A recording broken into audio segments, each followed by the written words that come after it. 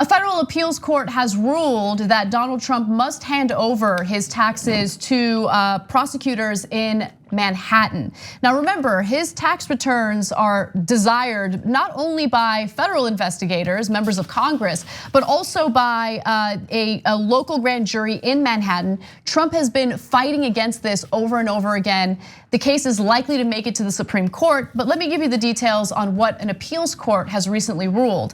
A 3-judge panel of the Second Circuit Court of Appeals unanimously ruled that the president is not immune from investigative steps taken by state prosecutors, such as a grand jury subpoena.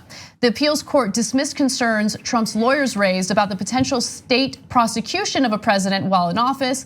Second Circuit Chief Judge Robert Katzman said the current case did not present that question, and he stressed that the records don't pertain to Trump's official duties. So look, the case that Trump's lawyers are making is, no, look, he's president, he's busy. This is really gonna interfere with his official duties as president. But the appeals court is essentially saying, no, it's not. He doesn't have to do a thing. All that needs to happen is the financial firm that has his taxes needs to hand them over, and then we're done with it.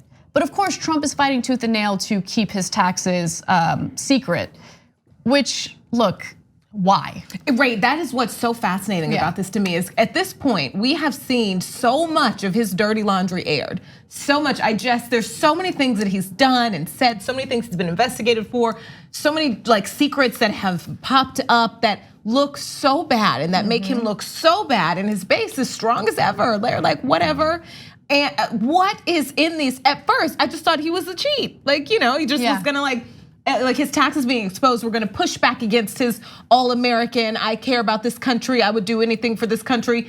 But we're so far beyond that being his truth that what is he trying to hide? Yeah, it's one of those situations where he starts off, I think, of course, we're speculating now. It starts off by wanting to hide whatever embarrassing information it was. Could it be from way he even admitted when he was running that, yeah, sure, I make sure I pay the least amount of taxes as possible. And then we see the embarrassing amount that he pays after he talks about, and we see how much everyone else has to pay. From that point, then on to the Stormy Daniels payments, all those things would come out, which if we actually get a chance to see them, it's not gonna be surprising because it's exactly what we were thinking. But because he didn't want those few things to come out, it's now getting stretched out so much. You're like, man, they're going through painstaking distances to make sure this doesn't happen. And it's simply because he doesn't want it to. It doesn't mean that the things have gotten worse. It just means now that he's in the fight, he can't stop it now because he's just like that. You just think it's about losing. Yeah, he's a bull. Yeah. He's bullheaded. It doesn't matter. Now it's just like I gotta keep those few things from coming out, and now it seems so much more heightened because of how long we've been trying to get these things we already know about. Yeah, yes, I think him wanting to win is part of it, but I think that remember, there's already been some analysis done on his New York state taxes. ProPublica managed to get a hold of them, and they found that he was purposely deflating his assets to avoid paying the appropriate amount of taxes. So I think that there is potential criminality there that he's trying to cover up. There's a big question about the type of financial deals he has with foreign governments, including Russia. And I also think that it's true, he's not really as rich as he says that he is. And I think he's embarrassed by that fact. Straight embarrassment. So all of this is so small. This is so sad that this is our president. I know, it is really sad. So I want to read a few portions of what Chief Judge Robert Katzman wrote. He says, after reviewing historical and legal precedent, we conclude that presidential immunity does not bar the enforcement of a state grand jury subpoena directing a third party to produce non-privileged material, even when the subject matter under investigation pertains to the president.